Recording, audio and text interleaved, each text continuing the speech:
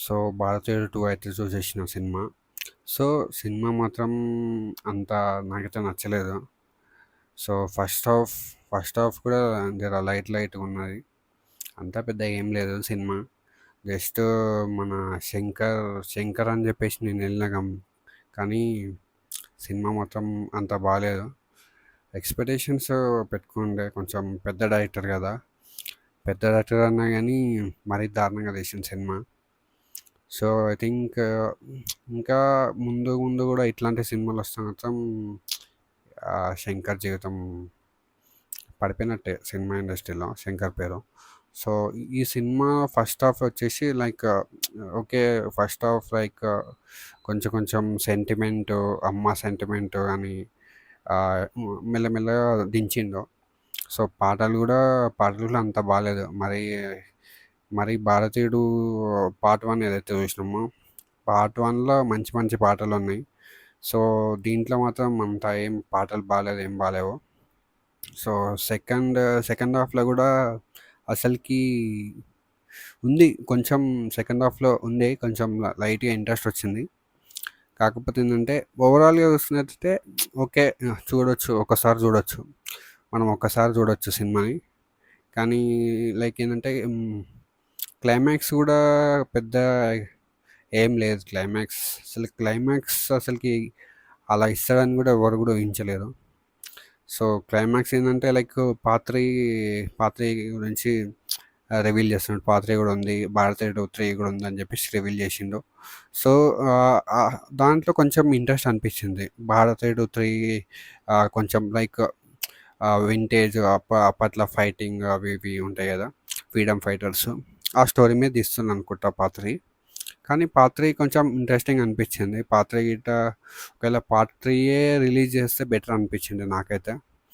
ఎందుకంటే కొంచెం చూస్తేనే అర్థమైపోయింది పార్ట్ 3 బాగుంది అని చెప్పేసి. కాకపోతే 'భారతీయుడు 2' వచ్చేసి ఓకే.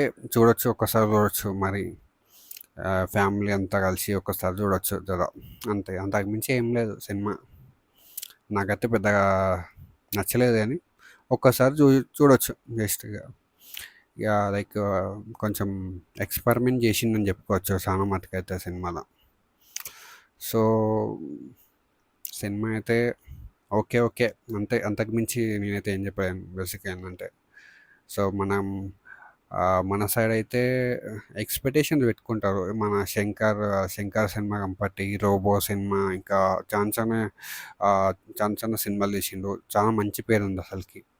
కానీ అయినా గానీ జర ఈ రేంజ్‌లో అసలకి ఎక్స్‌పెక్ట్ చేయరు ఎవరు గూడా. మరీ అంత ఇది చేసిండనమాట. సో, ముందు ముందు వచ్చే 'గేమ్ చేంజర్' గానీ ఇంకా చానా ఉన్నాయి సినిమాలు.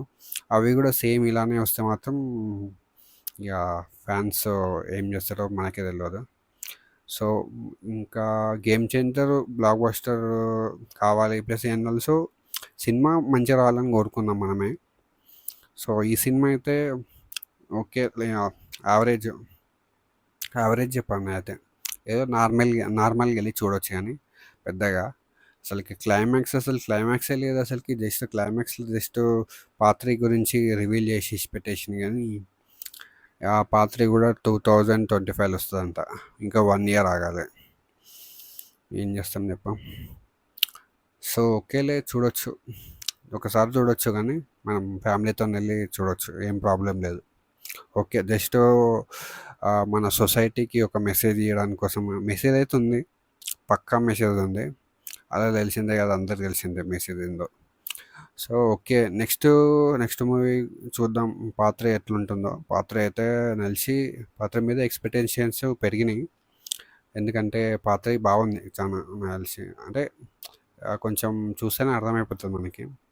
బట్ ఏందంటే ఈ ఈ సినిమా అయితే ఓకే. ఒకసారి ఎళ్లి చూడొచ్చు. ఒకసారి ఎళ్లి చూసి మీ ఒపీనియన్ కామెంట్ చేయండి. ఓకే. నెక్స్ట్ మూవీ గూడా మనం రివ్యూ చేద్దాం. Thank you for watching. See you. By.